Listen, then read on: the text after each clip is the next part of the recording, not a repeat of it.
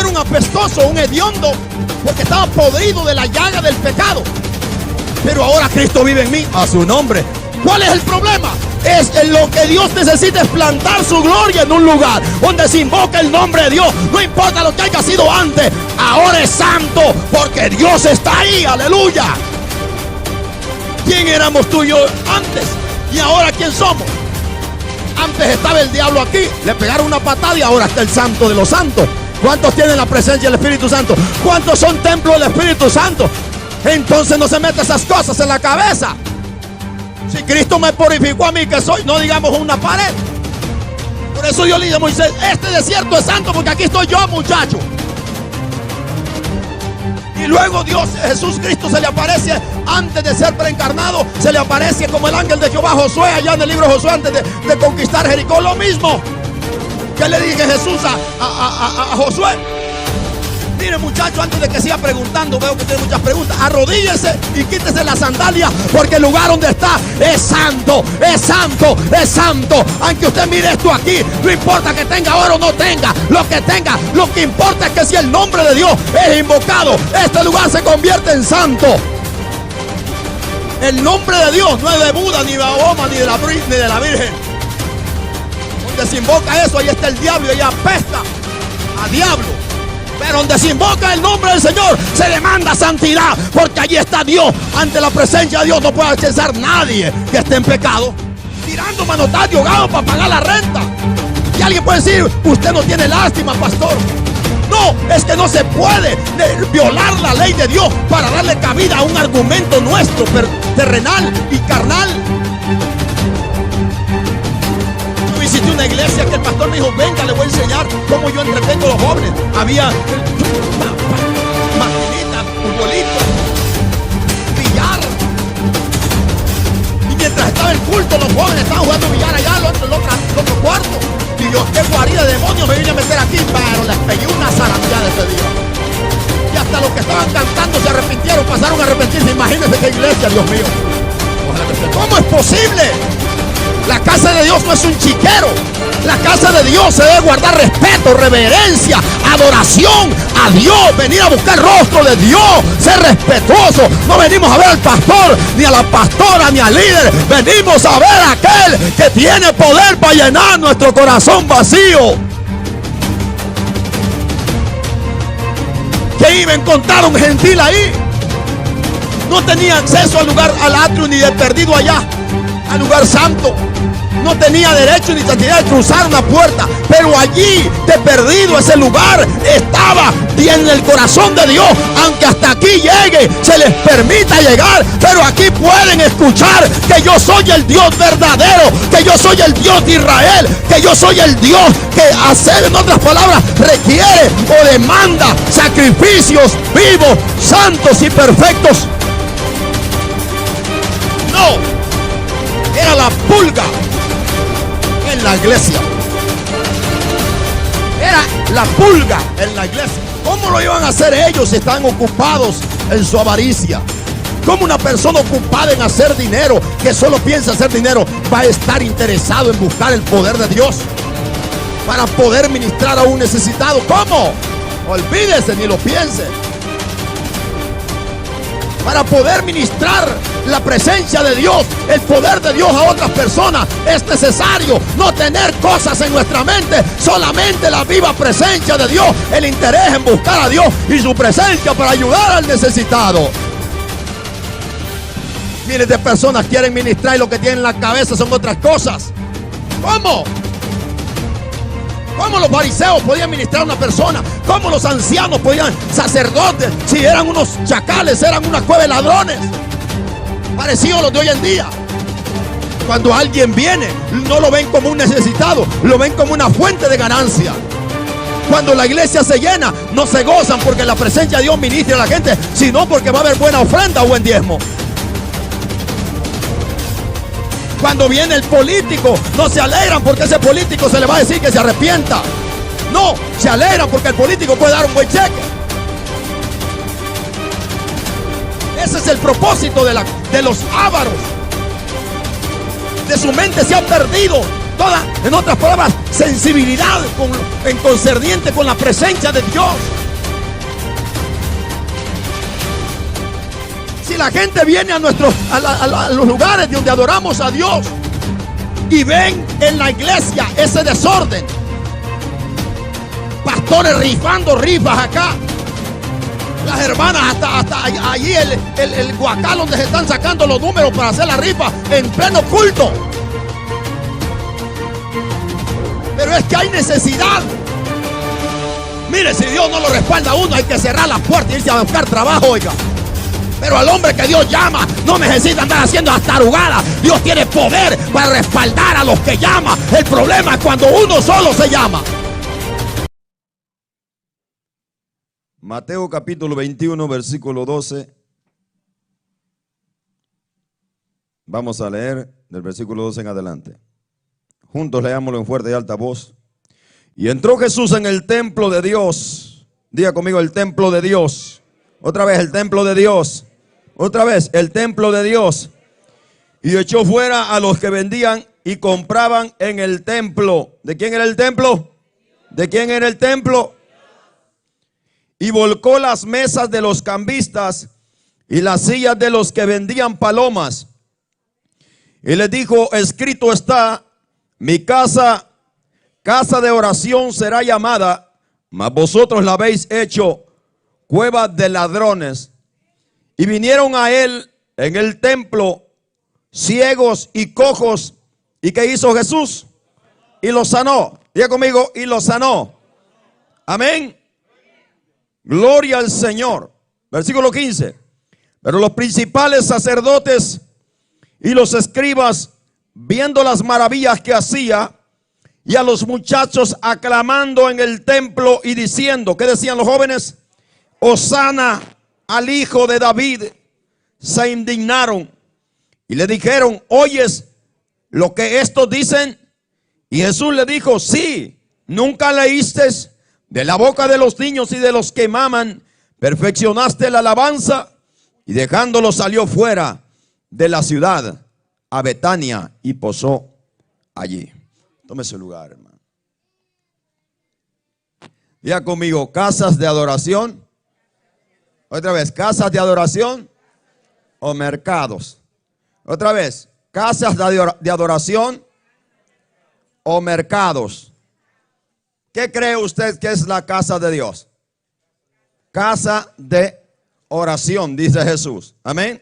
Casa de oración y de adoración y proclamación. Quiero traer este tema, hermano, porque el tiempo que estamos viendo o viviendo y las cosas que vemos a veces da lástima, da ganas de llorar, a otros les pega decepción, a otros coraje, ira, a otros risa, etcétera, etcétera. Viendo las cosas que hoy están sucediendo a nivel mundial en el mundo eclesiástico, si se puede decir así. ¿Cuántas casas de adoración hay en el mundo entero? En todo país hay un lugar que se dice iglesia. Cuando me estoy refiriendo, no me estoy refiriendo a religiones, me estoy refiriendo a la iglesia de Jesucristo. En todo lugar, en toda nación, país, hay una iglesia. En todo pueblo, casería, colonia, barrio, monte, montaña, caserío, etcétera, etcétera. Hay un lugar llamado iglesia de Dios. Amén. La gente sabe que ese lugar se estableció, se construyó o se apartó, lo que sea, para adorar a Dios, sea una caverna, sea una cabaña, sea una carpa móvil, lo que sea, pero allí se apartó ese lugar para adorar a Dios. Este concepto de templo, de casa de Dios, no es un invento del ser humano. Dios fue el primero cuando sacó la congregación de Egipto al pueblo hebreo, cuando venían a través del desierto en ese peregrinaje. Dios le dijo a Moisés, necesito que hagas un tabernáculo, una casa móvil, una tienda móvil. Era grande, las dimensiones Dios se las dio, le dio la forma y lo que iban a hacer en aquella casa. El propósito del tabernáculo móvil en el desierto era que el pueblo de Israel dejara sus ocupaciones, era que el pueblo de Israel dejara lo que estaba haciendo por las tardes, por el día. Bueno, ellos no trabajaban, pero en las tardes tenían que acudir al tabernáculo para ver cómo los ministros adoraban allí. En este caso Moisés allá hablaba con Dios, Aarón allí ministraba en el tabernáculo, de allí Moisés ministraba al pueblo del tabernáculo, Dios le hablaba en el tabernáculo, y eso lo trajeron vinieron en ese peregrinaje. Esto era una preparación, una tipología del templo que iban a construir a Israel en su tierra, en este caso en la tierra prometida. Y así sucedió. Usted sabe con David, cuando David quiere construir el templo, Dios le dice: tú no, tu hijo lo va a construir. Y David dejó el dinero y los materiales, el plano y todo, y Salomón construyó el templo que fue destruido posteriormente por haber Israel e incluso Salomón haberle fallado a Dios, etcétera, etcétera. En los tiempos que Cristo vino, ya creo que era el tercer templo, ya el que estaba construido en los tiempos del Señor. Ese templo, mejor dicho, no construido sino reconstruido, fue reparado por Herodes queriendo congraciarse con los judíos y tener entre influencia en los judíos o con los judíos, les reparó y el templo era una maravilla. Tanto que usted sabe, cuando los discípulos dijeron al Señor: mira qué columnas y qué piedras, era algo hermoso, era algo que incluso se convirtió en un objeto de adoración, de idolatría, si se puede decir así, ya que los judíos, los fariseos, los religiosos de aquel entonces llegaron a idolatrar este templo, tanto que el que dijera algo contra ese templo era digno o reo de muerte. Así llegó a todo esto, y la religión, el judaísmo, se convirtió en una religión. Cuando Jesús visita este templo, que es la segunda vez que visitó este templo, Jesús visitó el templo en dos ocasiones, en dos periodos diferentes, y fue en el tiempo de la Pascua. El tiempo de la Pascua, Jesús visita el templo con sus discípulos. Se celebraba la fiesta de la Pascua, una fiesta muy concurrida, una fiesta que miles de personas viajaban de otras naciones a Jerusalén para celebrar, para ver cómo ellos celebraban esta fiesta. ¿Qué significa o qué representaba la Pascua? La Pascua era la fiesta que Dios le ordenó a Israel a celebrar, para que conmemoraran, para que recordaran de dónde Dios los había libertado de la esclavitud egipcia. Eso es el motivo de celebrar la Pascua. Y ese templo era el centro de atención en la Pascua, porque allí se ofrecían los sacrificios, etcétera, etcétera. Habían en ese tiempo, el historiador Josefo dice que habían como aproximadamente unos 250,000 judíos en ese entonces, o habitantes en Jerusalén. Y cuando esa fiesta se llevaba a cabo, subía la cantidad casi a 3 millones de personas. Eran multitudes las que acudían a esa fiesta cada año. Y en ese día Jesús va al templo, y la Biblia dice que entró al templo. Dice la palabra del Señor aquí que entró al templo.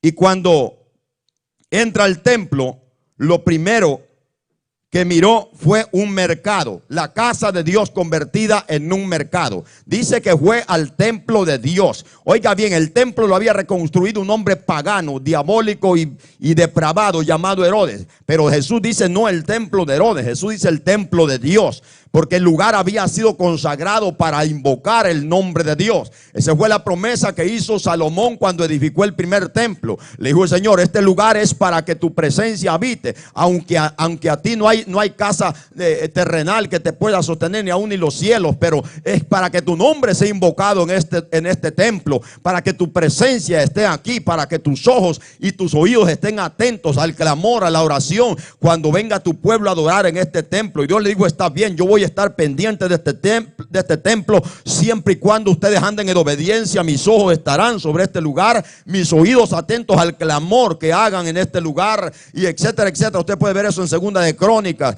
Pero cuando el pueblo falló, Dios dijo: el día que ustedes desobedezcan, esto será una escoria, un basurero completamente, algo que va a quedar completamente destruido. Y así sucedió.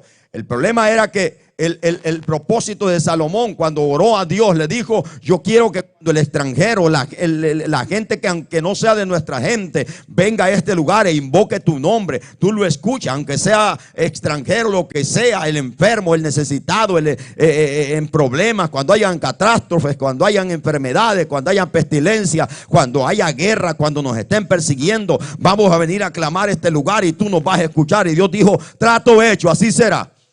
Si ustedes permanecen en obediencia, yo voy a estar también pendiente de la oración en este lugar, del clamor en este lugar, para defender a mi pueblo, para ayudarles, etcétera, etcétera. Y usted sabe que todo eso quedó en nada porque Israel falló y falló y falló. Cuando Jesús viene a este lugar, me encanta, me gusta la palabra: entró al templo de Dios. El templo de Dios. Para Jesús el templo era para Dios. Para Jesús el templo era de Dios. Pero para los judíos el templo era para ellos. Amén. Como hoy en día nosotros podemos decir que este lugar, estoy hablando del templo literal, de la casa o el lugar que se aparta o se santifica para adorar a Dios, para invocar el nombre de Dios. Ese lugar es de Dios, ese lugar es santo. De momento que apartamos un lugar, no importa que aquí pasado o en los tiempos pasados, a saber que había sido aquí, podía haber sido una cantina en estas cuatro paredes, en este shopping center, o podía haber sido un lugar de baile, lo que sea. Pero desde el momento que alguien ora por él, lo limpia y le dice: este lugar va a ser para Dios, y el nombre de Dios se empieza a invocar en ese lugar, sea lo que sea bonito o feo, lo que sea pobre, humilde o sea elegante, lo que sea, si el nombre de Dios se invoca en ese lugar se llama lugar santo, a su nombre. Por eso dice que Jesús entró al templo de Dios. Muchas personas pasan por ahí y ven el rótulo iglesia cristiana, iglesia evangélica. ¿Qué tiene la gente en mente cuando ve un rótulo? Iglesia cristiana, iglesia evangélica.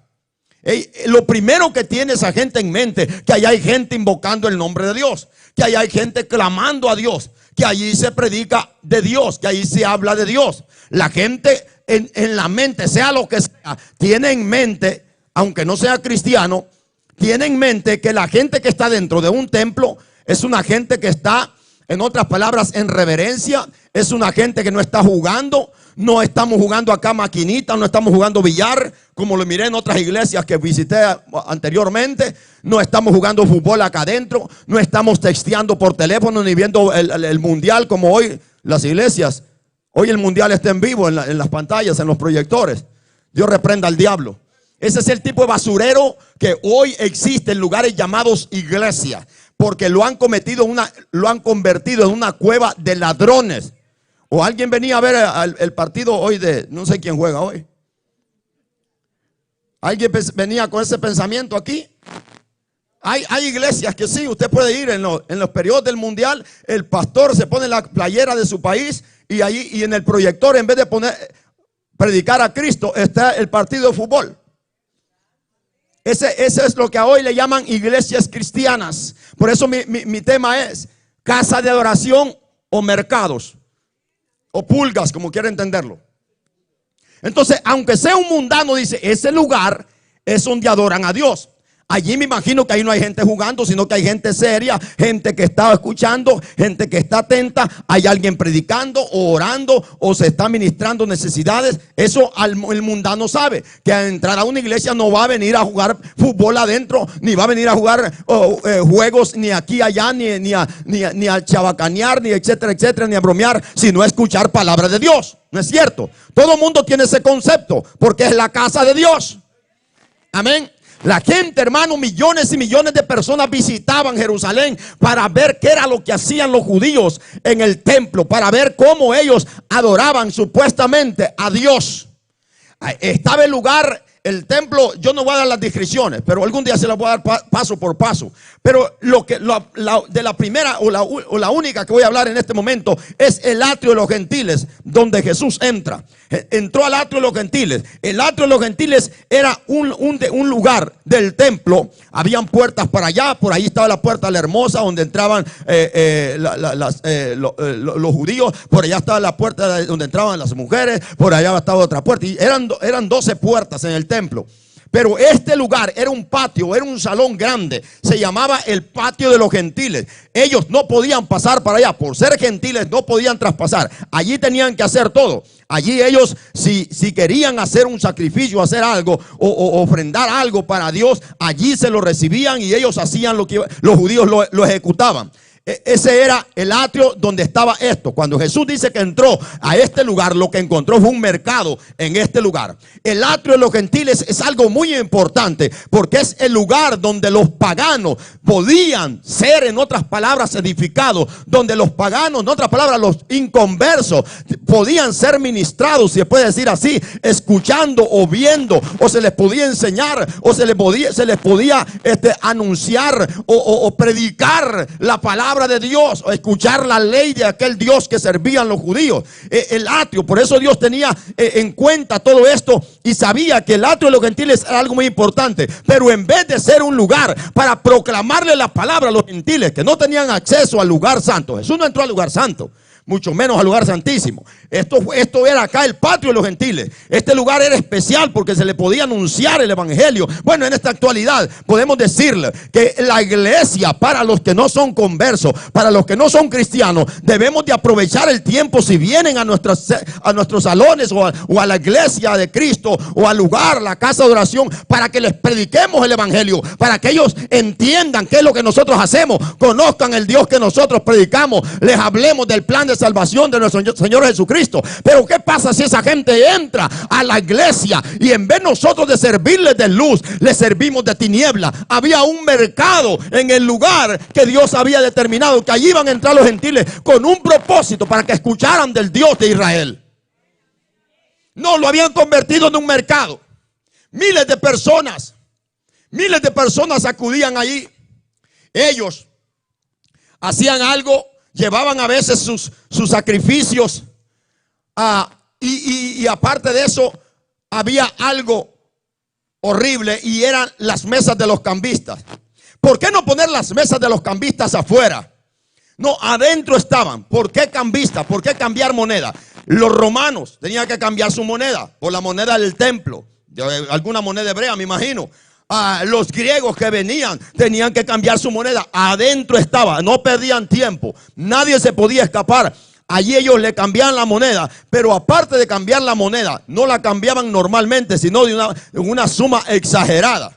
La gente pagaba más. Otra cosa eran los sacrificios. Ellos tenían los propios animales allí, tenían los corderos, los machos cabríos, etcétera, etcétera, todo supuestamente, como si se puede decir ahora, algo creado en casa, algo orgánico. Y tal vez la gente traía sus propios sacrificios y ellos le decían: no, eso Dios no lo acepta, tiene que ser perfecto. Mira, para que lo puedas hacer, nosotros tenemos lo que realmente es adecuado para ofrecer. Mira, nosotros los creamos, nosotros los hemos supervisado, están perfectos. Eso que tú traes no es aceptable ante Dios, mejor compra esto. Y no se lo vendían al precio normal, sino súper exagerado. Y así le estaban robando a la gente. En vez de ser edificación para la gente, le estaban robando a la gente. Yo hoy no me voy a meter mucho en eso, porque lo que quiero predicar es a la actualidad de hoy. Amén. Solo toco la historia para que usted entienda la historia, pero lo importante es aplicarlo a nuestra actualidad.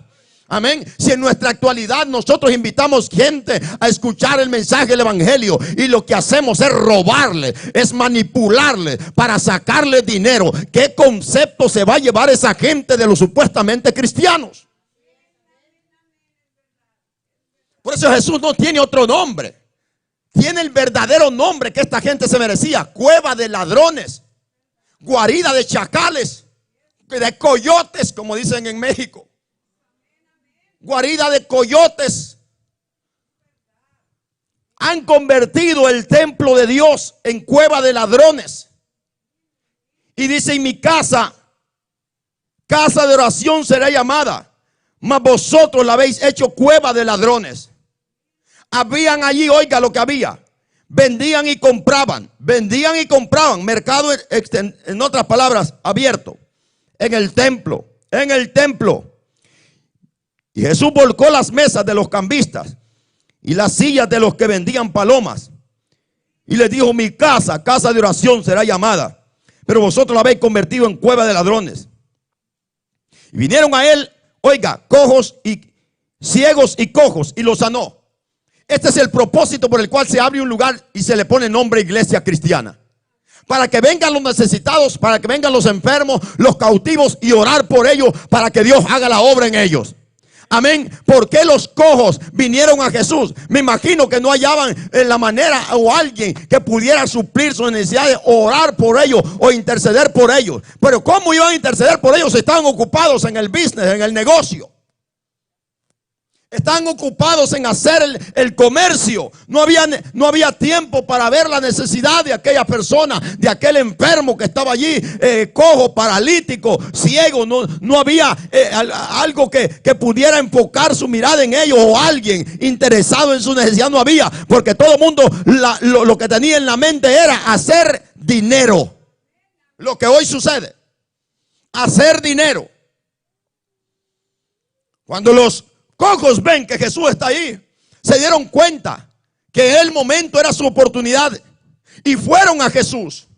Jesús los sanó, queriendo decirles a aquella gente de aquel entonces, a aquellos religiosos de ayer, como los de hoy y nosotros hoy en día: para esto se necesita mi casa, para esto está abierta mi casa, para sanar los enfermos, para libertar los cautivos, para proclamar el nombre de Dios y dar testimonio del poder de Dios. Para eso es este lugar. A su nombre. A su nombre. ¿Cómo lo iban a hacer ellos si están ocupados en su avaricia? ¿Cómo una persona ocupada en hacer dinero, que solo piensa hacer dinero, va a estar interesado en buscar el poder de Dios para poder ministrar a un necesitado? ¿Cómo? Olvídese, ni lo piense. Para poder ministrar la presencia de Dios, el poder de Dios a otras personas, es necesario no tener cosas en nuestra mente, solamente la viva presencia de Dios, el interés en buscar a Dios y su presencia para ayudar al necesitado. Miles de personas quieren ministrar y lo que tienen en la cabeza son otras cosas. ¿Cómo? ¿Cómo los fariseos podían ministrar a una persona? ¿Cómo los ancianos podían, sacerdotes, si eran unos chacales, eran una cueva de ladrones? Parecidos a los de hoy en día. Cuando alguien viene, no lo ven como un necesitado, lo ven como una fuente de ganancia. Cuando la iglesia se llena, no se gozan porque la presencia de Dios ministra a la gente, sino porque va a haber buena ofrenda o buen diezmo. Cuando viene el político, no se alegran porque ese político se le va a decir que se arrepienta. No, se alegran porque el político puede dar un buen cheque. Ese es el propósito de los ávaros. De su mente se ha perdido toda, en otras palabras, sensibilidad en concerniente con la presencia de Dios. Si la gente viene a los lugares donde adoramos a Dios y ven en la iglesia ese desorden, pastores rifando rifas acá, las hermanas hasta allí el guacal donde se están sacando los números para hacer la rifa en pleno culto. Pero es que hay necesidad. Mire, si Dios no lo respalda a uno, hay que cerrar las puertas y irse a buscar trabajo, oiga. Pero al hombre que Dios llama no necesita andar haciendo hasta tarugadas. Dios tiene poder para respaldar a los que llama. El problema es cuando uno solo se llama. A su nombre. Dame más monitor si puedes, por favor, hijo. Tirando manotadas de ahogado para pagar la renta. Y alguien puede decir: usted no tiene lástima, pastor.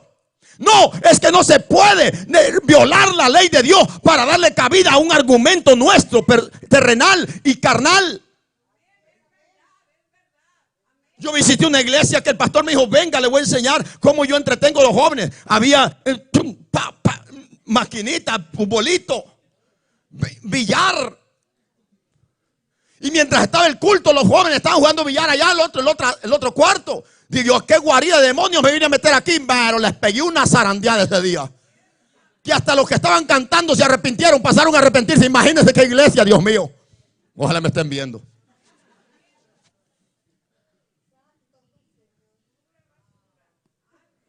¿Cómo es posible? La casa de Dios no es un chiquero. La casa de Dios se debe guardar respeto, reverencia, adoración a Dios. Venir a buscar el rostro de Dios, ser respetuoso. No venimos a ver al pastor, ni a la pastora, ni al líder. Venimos a ver a aquel que tiene poder para llenar nuestro corazón vacío. Que iba a encontrar un gentil ahí.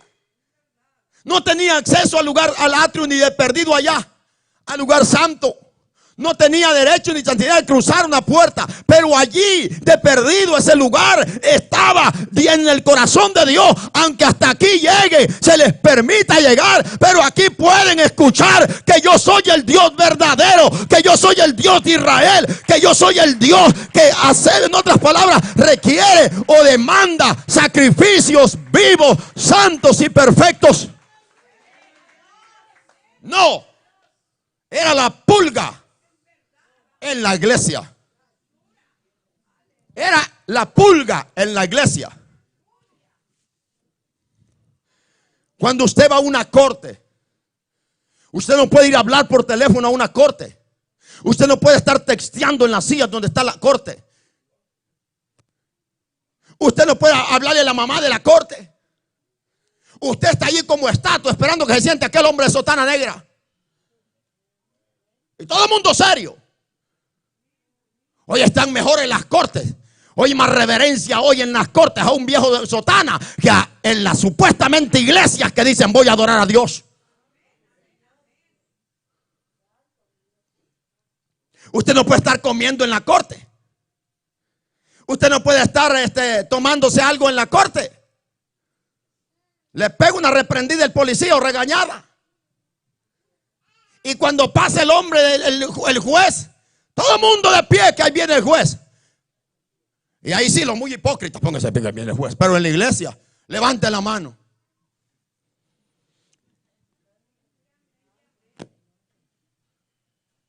Brindarle reverencia a un hombre que por ley hay que ponerse de pie porque merece que nos pongamos de pie. Porque eso es el juez.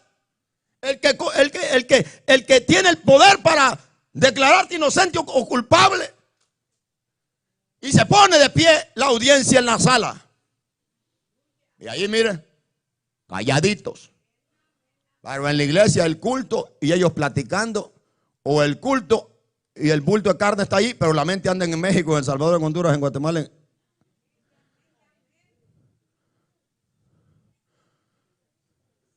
Casas de adoración o mercados. Miren lo que dice. Vaya conmigo a Juan. Esta fue, creo, la primera vez que Jesús visitó el templo. Esto que acabo de leer fue la segunda vez que Jesús visitó el templo. Mejor dicho, que lo limpió. ¿Cómo me gustaría que Dios llegara a ciertos lugares hoy llamados templos? Imagínense si esto estaba pasando en el templo literal. ¿Qué estaba pasando en el templo espiritual? Si en la iglesia de hoy en día, que se llaman cristianos, hacemos ese desorden en la sala donde supuestamente invocamos el nombre de Dios, que es un lugar santo y reverenciable, imagínense cómo está el corazón de ciertas personas. Le voy a poner un ejemplo. Cuando Dios llama a Moisés en Éxodo capítulo 3, creo que es, Dios se apareció y se manifestó en una zarza. Aquella zarza estaba ardiendo en fuego. Dios es fuego. Y Moisés corrió a ver qué era y le dice: Moisés, detente.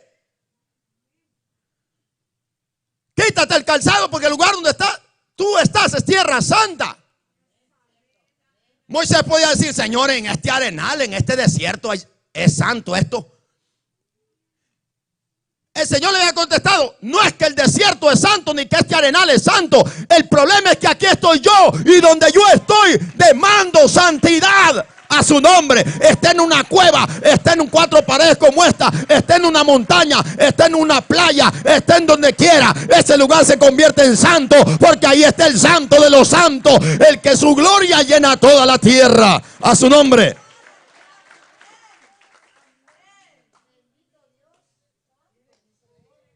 Alguien me preguntó el otro día: pastor, ¿usted cree que es lícito abrir una iglesia donde fue una cantina, donde fue un cabaret antes? Y yo le digo: ¿qué problema tiene? ¿Qué problema le hay a usted? Pero es que allí se bailaba, allí había sexo, allí había fornicación, ¿y eso qué? En otras palabras, ¿y usted quién era antes? No era un sucio, no era un inmundo, no era un apestoso, una mortandad completamente. Eso era yo. Para que no diga que le estoy diciendo a usted apestoso. Yo era un apestoso, un hediondo, porque estaba podrido de la llaga del pecado. Pero ahora Cristo vive en mí, a su nombre. ¿Cuál es el problema? Es lo que Dios necesita es plantar su gloria en un lugar donde se invoca el nombre de Dios. No importa lo que haya sido antes, ahora es santo porque Dios está ahí, aleluya. ¿Quién éramos tú y yo antes? ¿Y ahora quién somos? Antes estaba el diablo aquí, le pegaron una patada y ahora está el santo de los santos. ¿Cuántos tienen la presencia del Espíritu Santo? ¿Cuántos son templos del Espíritu Santo? Entonces no se meta esas cosas en la cabeza. Si Cristo me purificó a mí que soy, no digamos una pared. Por eso yo le dije a Moisés, este desierto es santo porque aquí estoy yo, muchacho. Y luego Dios, Jesús Cristo se le aparece antes de ser preencarnado, se le aparece como el ángel de Jehová a Josué allá en el libro de Josué antes de conquistar Jericó. Lo mismo que le dije Jesús a Josué. Mire, muchacho, antes de que siga preguntando, veo que tiene muchas preguntas. Arrodíllese y quítese la sandalia, porque el lugar donde está es santo, es santo, es santo. Aunque usted mire esto aquí, no importa que tenga oro o no tenga, lo que tenga, lo que importa es que si el nombre de Dios es invocado, este lugar se convierte en santo. El nombre de Dios no es de Buda, ni de Mahoma, ni de la Virgen. Donde se invoca eso, ahí está el diablo y ahí apesta a diablo. Pero donde se invoca el nombre del Señor, se demanda santidad, porque allí está Dios. Ante la presencia de Dios no puede accesar nadie que esté en pecado. Vaya, aquí está esto. Esto lo usan en los cabarets, lo pueden usar en el baile, lo usan los grupos paganos, mundanos, lo usan los grupos rockeros, que son músicos rockeros que adoran al diablo. Pero aquí también está. ¿Cuál es la diferencia? Que este fue apartado para servicio del Señor. Por lo tanto, esto está consagrado a Dios. Yo no se lo puedo prestar al que lo lleven allá a la fiesta de baile o que lo use un grupo pagano. No, porque esto fue consagrado para Dios. A su nombre. A eso se refiere la palabra santo. Algo apartado para el servicio exclusivo y único de Dios. Usted y yo fuimos apartados únicamente y exclusivamente para servir a Dios. Por lo tanto, Dios demanda santidad. Aquí, en su trabajo, en su casa, en todo lugar. A su nombre. Aquí está este otro instrumento. ¿Quién lo creó? No sé, ni me importa. Pero yo lo compré para servicio de Dios. Yo no me doy cuenta quién lo creó, si es diabólico, si es hijo del diablo, más que seguro. Pero ahora esto está guardado, purificado y consagrado para servicio de Dios. Por lo tanto, este instrumento se convierte en algo apartado para Dios. ¿Me están entendiendo? ¿Qué era aquí antes en este local? Una mueblería, no sé. Ahora se llama casa de Dios. A su nombre.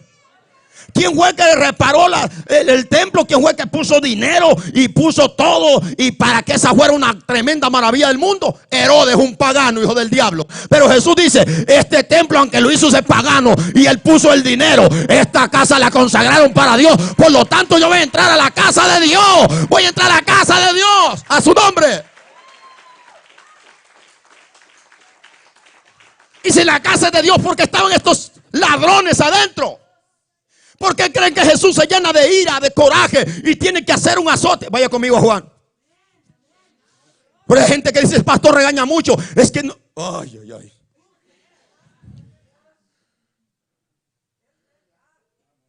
¿Por qué? Porque si tú no entiendes quién es Dios, vas a pensar que Dios acepta cualquier cosa. Que fue lo que Dios le dijo a la iglesia liberal, pagana, apóstata como lo era la Odisea. Sé celoso pues y arrepiéntete. Sé cuidadoso de las cosas de Dios, incluyendo tu propio cuerpo. incluyendo tu propia mente, y arrepiéntete. Dios nos cela, Dios nos anhela celosamente, dice, a su nombre. Si hay alguien que me cela, se llama Dios. Ni mi esposa me cela, pero Dios sí te cela. Y Dios no quiere compartirte con el diablo, ni con los demonios, ni con el mundo. Dios te llamó para que seas exclusivo, siervo y sierva para Él y nadie más. ¿Quién se casa con una mujer para que le sirva de esposa a cuantos quiera? ¿Quién hace eso? Nadie. Y si alguien lo hace, es un depravado hijo del diablo. Pero el hombre que se casa porque quiere que su esposa le sea fiel hasta la muerte. Bueno, si Dios te llamó, Dios quiere que le sea fiel hasta la muerte, que sea santo hasta la muerte. Dios no comparte su gloria con nadie. Dios no tiene amante. Dios tiene una esposa. Dios tiene un pueblo, y ese pueblo es la iglesia. A su nombre. Y empezó este pastor: no va a cambiar, yo me voy a ir. Váyase, hombre.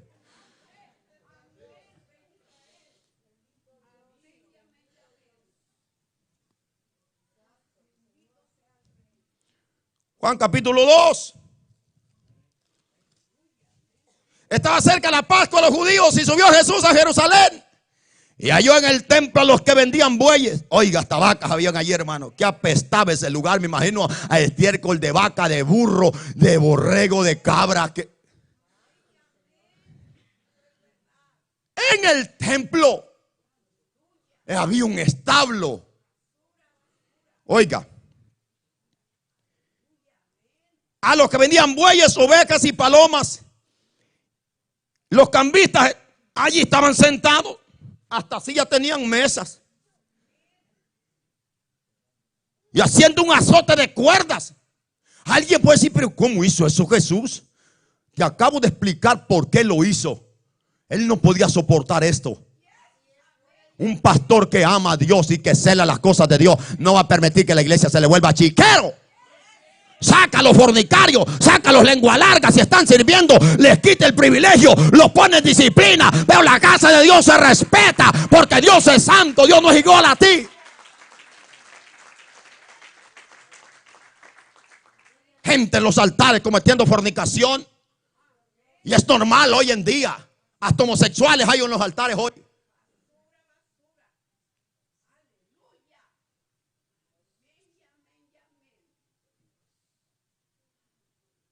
Porque es normal. Porque el mismo pastor es igual. ¿Y qué? ¿Es casa de Dios o mercado? Imagínense los gentiles que no entraban al lugar santo. Estaban por acá. Pero si había silencio en ese lugar, podían oír cómo el sacerdote tal vez estaba leyendo la ley o recitando la ley, que era lo que hacían. Nada más podían hacer, recitarla, leerla. No tenían vida, estaban muertos.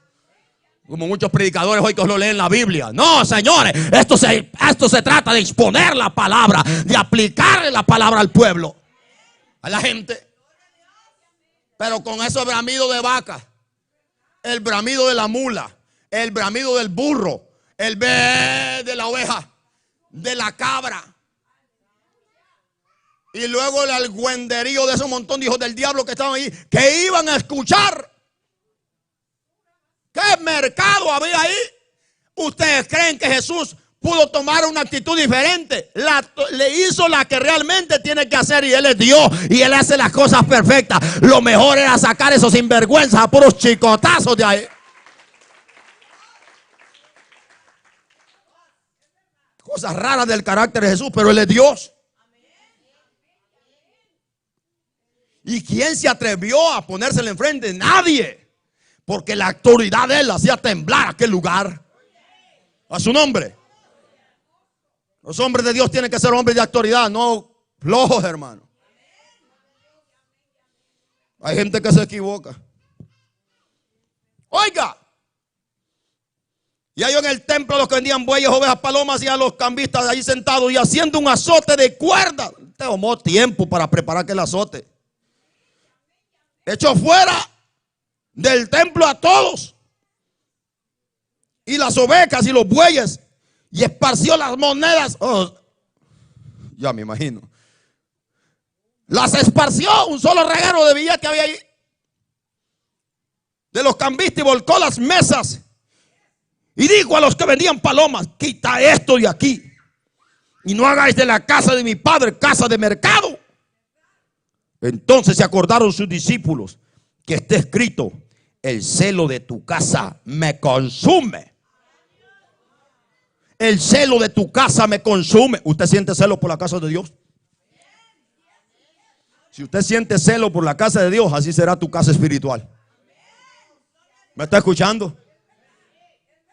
Pero si tú dices: no importa, se puede hacer mercado, también tu corazón es una pulga. ¿Me está escuchando?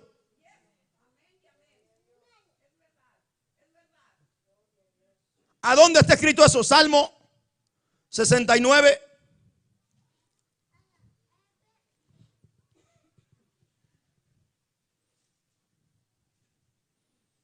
Nueve. El celo de tu casa me consume. ¿Qué entiende usted por algo que me consume? ¿Usted entiende esa expresión? El celo de tu casa me consume.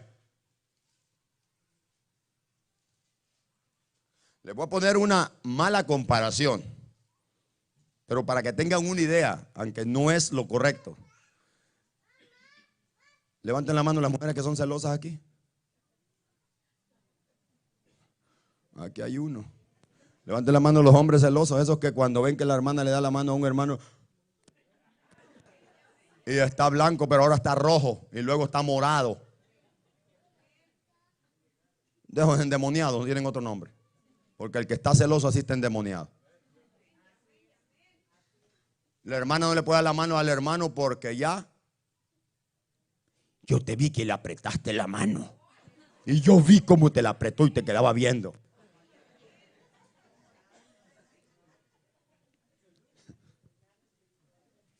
Pero esas personas que están enfermas, o sea, eso los consume.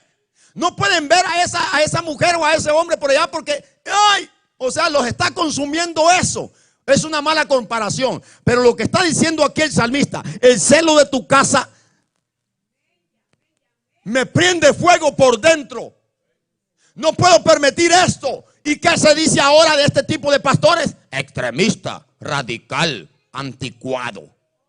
No, es lo contrario. No es liberal igual a ti. No es mundano igual a ti.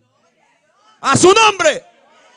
El celo de tu casa me consume. Jesús no podía soportar eso. Era la casa, no era el mercado, no era el parque. Era la casa de Dios. Era el lugar donde tenía que invocarse a Dios. Aún afuera en el atrio, en los parqueos. Era la casa de Dios. La mejor manera fue sacar un azote, hacerlo y sacar ese montón de ladrones de ahí.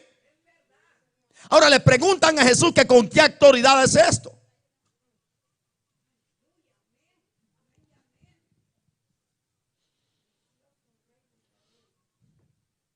¿Quién te dio ese poder? ¿Y quién te dio esa autoridad? Vaya conmigo a Mateo.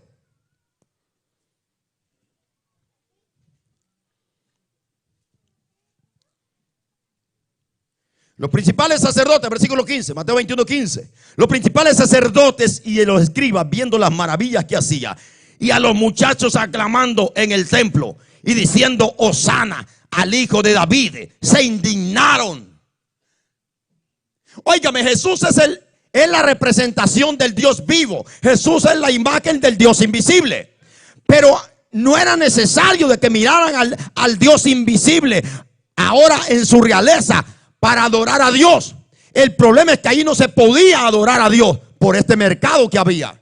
Cuando los muchachos, los jóvenes, miran que Jesús está allí, levantan el cántico: Hosana, Hosana, o sea, la palabra sálvanos o salve, sálvanos Jesús, sálvanos Rey, sálvanos Mesías. Comenzaron a cantar y a cantar, y los fariseos, en vez de dar gloria a Dios, se llenaron de ira. ¿Por qué no había alabanza antes? Porque no se le podía cantar a un burro. No se puede adorar a Dios en medio de un chiquero.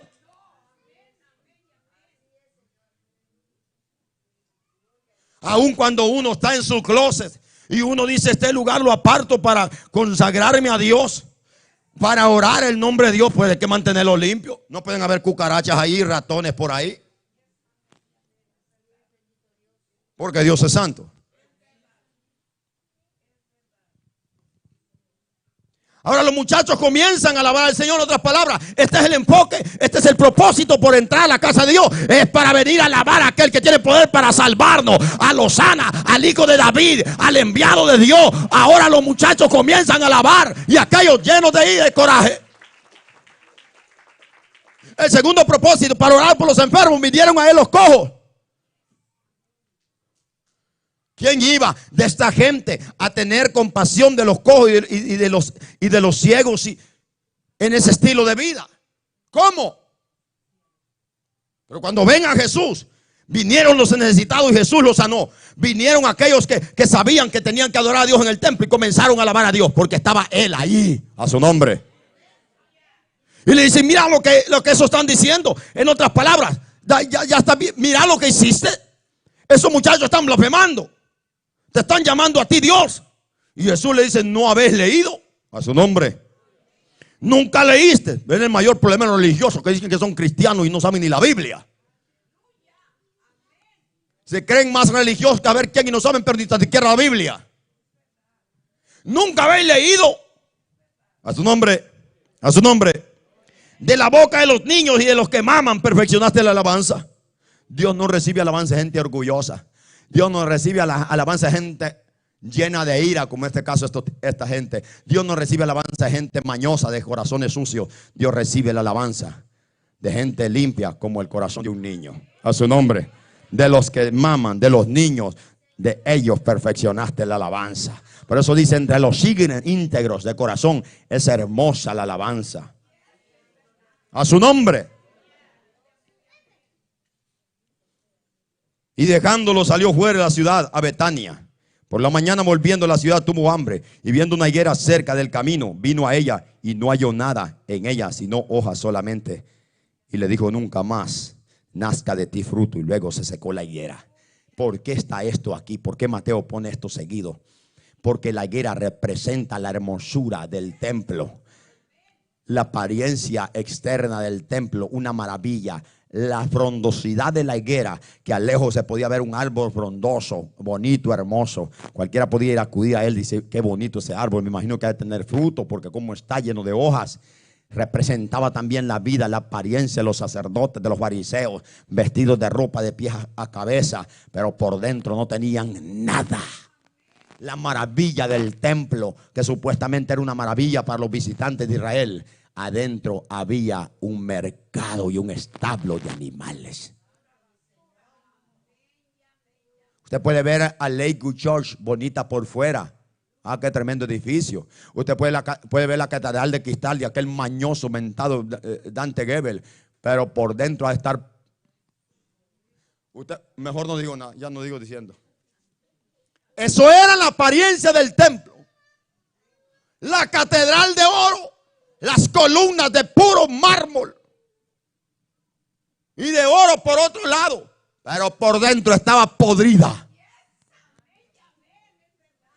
Eso representa la higuera. Personas que por fuera apantallamos. Voy para la iglesia con Biblia en mano, pero el corazón podrido. O una vida doble. Practicando cosas sucias. Y la gente dice, qué bonito se ve el hermano que va para la iglesia. Qué bonita se ve la hermana. Oh, wow, qué falda desde arriba hasta abajo.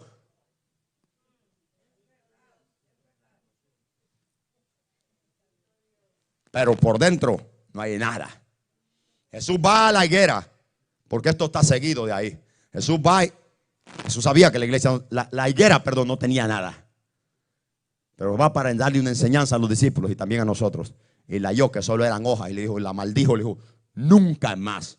En otras palabras, esa misma maldición le cayó a los fariseos.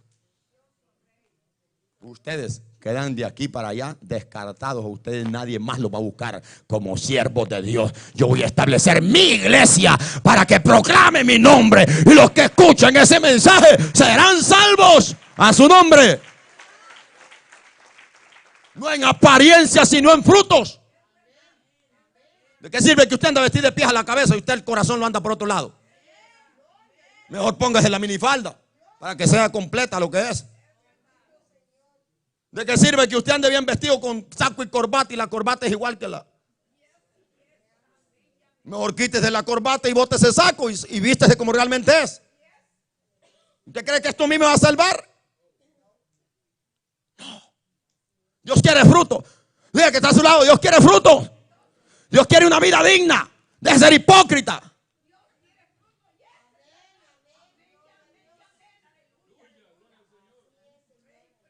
Me la ancianita como se goza. Y hay unos que tienen 15 años y parece que está más fuerte la hermana.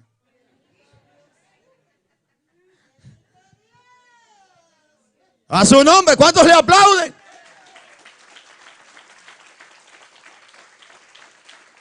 Hay unos que tienen 15 años que están más viejitos que ella, espiritualmente hablando.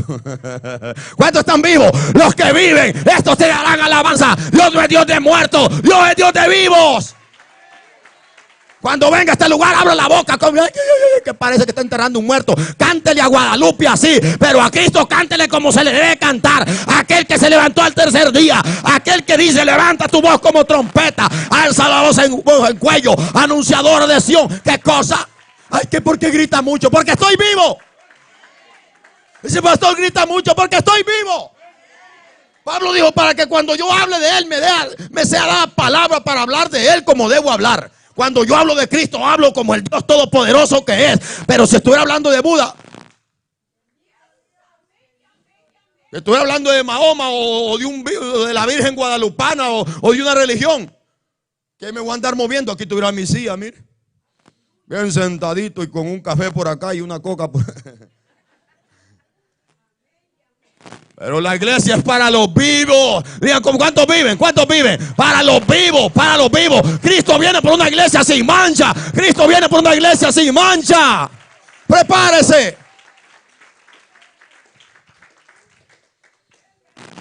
Dios mío, no he terminado, ni voy ni por un cuarto voy de mi mensaje yo.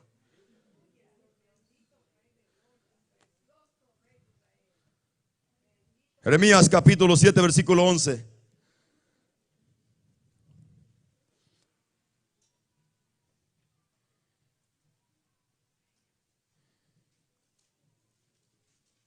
Versículo 10. Vendréis y os postraréis delante de mí en esta casa, sobre este lugar, el cual es invocado mi nombre, y diréis: líbranos somos, librados somos, para seguir haciendo todas estas abominaciones. En otras palabras, como la gente dice: ay, voy a ir a la iglesia, ya con que vaya a la iglesia ya estoy sano, ya estoy libre. Así parecían los fariseos, así parecían los judíos. Y Dios dice: ustedes piensan que porque vengan a mi casa y ya levanten la mano, ustedes ya están libres de mi ira. Están equivocados. ¿Usted cree que porque pasen enfrente y diga: ya se arrepintió y sigue viviendo la misma vida chueca, tú crees que a mí me vas a engañar? No, Dios quiere un cambio en nuestras vidas. Cuando dicen conmigo: Dios quiere un cambio en nuestras vidas. Basta de palabras y promesas. Ahora sí voy a ser espiritual. No me diga nada, hombre, cambie. Y yo voy a ver sin necesidad que usted me diga que ha cambiado. A su nombre. ¿Cuántos se quieren ir con Cristo? Y en otra palabra, ya piensan que están libres. Ahora, versículo 11. Es cueva de ladrones delante de vosotros o de vuestros ojos esta casa sobre la cual es invocado mi nombre. Dios les pregunta: es cueva de ladrones para que vengan a hacer negocio a mi casa, como estos falsos hijos del diablo hoy en día, que se reúnen en la casa de Dios para hacer business. ¿Sabes que hoy hay iglesias que hasta le apuestan a la bolsa de valores con el dinero de la iglesia? ¿Sabes que hay ministerios que están apostando a la bolsa de valores con el dinero de la iglesia, estos hijos del diablo? En vez de usar ese dinero para llevar el evangelio a esa montaña donde no puede entrar nadie. Ayudar a los hermanos que están necesitados en otros lugares, o incluyendo los de su propia iglesia. Yo conozco una cuadrilla de estos ladrones aquí en Houston que le apuestan a la bolsa de valores. Es que si ganamos va a ser para bendición de la iglesia. Como que Dios necesita su podrido dinero. Yo escuché un hijo del diablo que me haga irlo a bajar del pelo de aquel altar, pero no lo bajé porque no era la iglesia donde yo estoy. Era ajena a la iglesia, era otro lugar. Pero delante de mi cara, yo estaba ahí enfrente, mira, dijo: si a mí un narcotraficante me trae $1,000,000, yo lo santifico. Ay, dije yo, que te puede valer que no estoy en mi iglesia. Porque son este tipo de ladrones son los que hoy están infiltrados en las iglesias. Usted me preguntará, pastor, si un narcotraficante le trae $1.000.000, ¿usted se lo acepta? Lo de una reprendida en el nombre de Jesús y quedará con su basura. ¿De qué es el dinero un narcotráfico? Almas de personas, vidas de personas. ¿Cuánta gente mata la cocaína, la heroína, el crack, la piedra, la marihuana? Y de ese dinero lo voy a agarrar yo para hacer la obra de Dios. Que Dios reprenda al diablo y estos hijos del diablo también.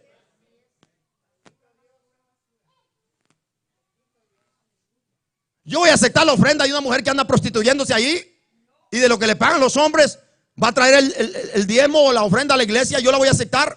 Si soy ladrón, sí, y la bendigo. Pero si soy siervo, Dios le voy a decir, sálgase con su miseria de aquí, arrepiéntase, para que cuando le dé a Dios algo limpio que le cueste.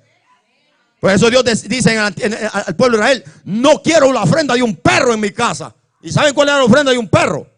Era la ofrenda de un prostituto, en otras palabras, de un homosexual que se prostituía y traía la ofrenda al templo. Dijo: no. Palabras fuertes, pero es Dios quien dice. ¿A dónde está, pastor? Búsquelo.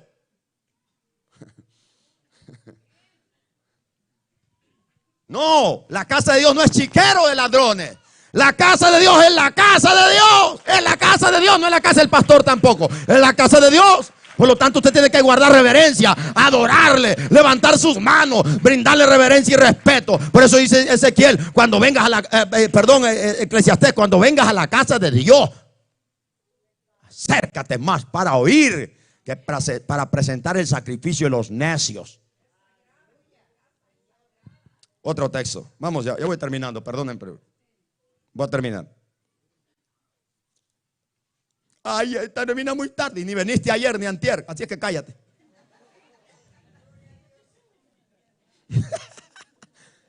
A su nombre.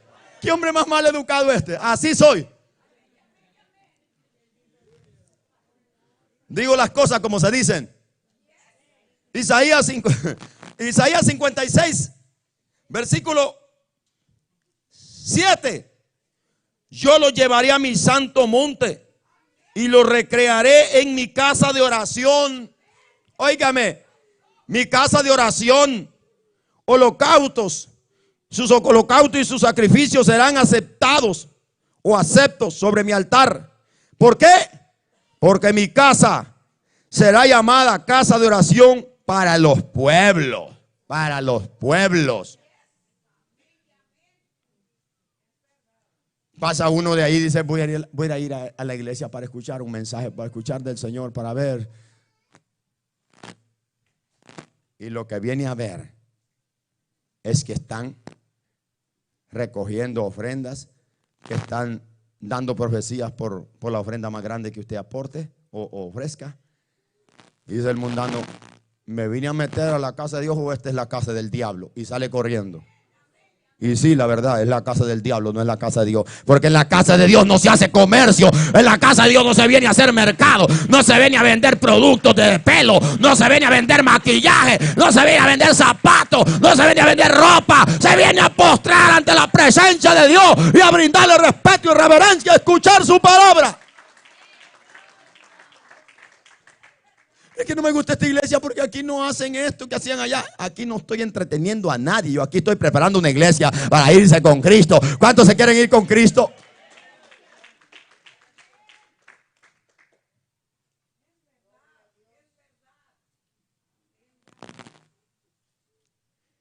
Hermana, fíjate que estoy vendiendo productos por catálogo. Mira, aquí le paso, cuidadito. No la vaya el pastor, aquí le paso la revista, mire. Métala abajo de la Biblia para que no se la vayan a ver. Hermana, estoy vendiendo productos de Medicaid, de Avon.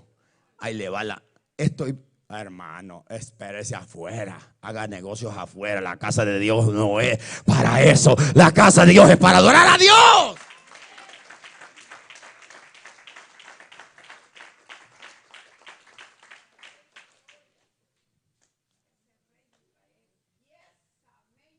¿Quiere hacer negocio? Hágalo afuera, hombre.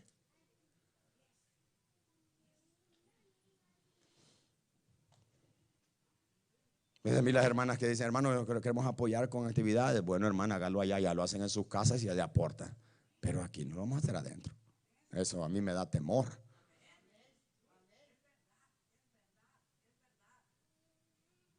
La casa de Dios es para Dios, es para adorar a Dios.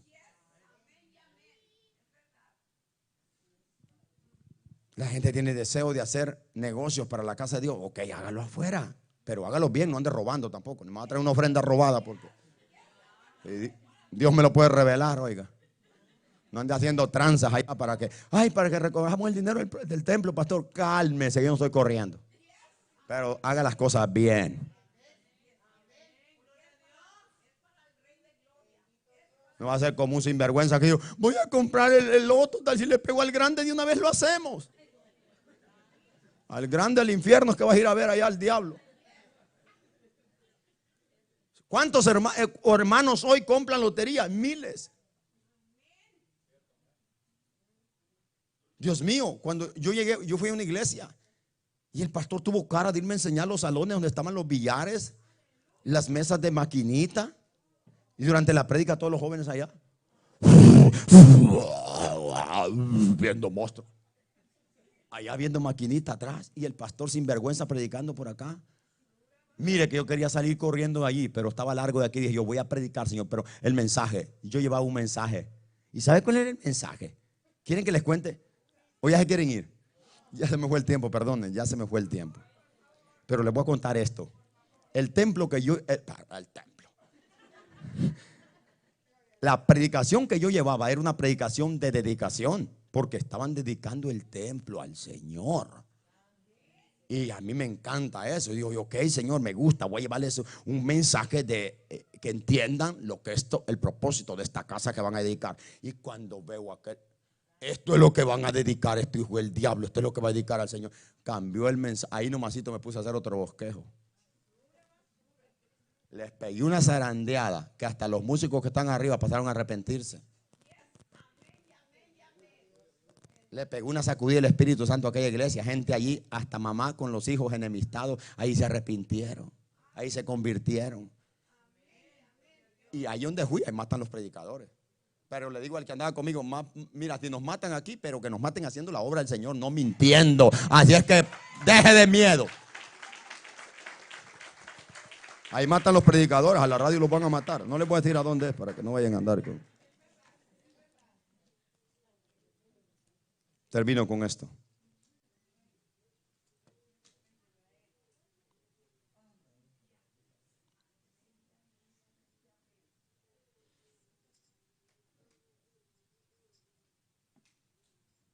Cuando vino al templo, los principales sacerdotes, los ancianos, el pueblo se le acercaron mientras él enseñaba y le dijeron, ¿con qué autoridad hace? ¿Por quién te dijo a ti que tienes autoridad para hacer lo que hiciste ayer? Volcarle las mesas a los cambistas y sacar todos los animales que vengan aquí. ¿Quién te dio esa autoridad a ti? ¿Quién te crees tú?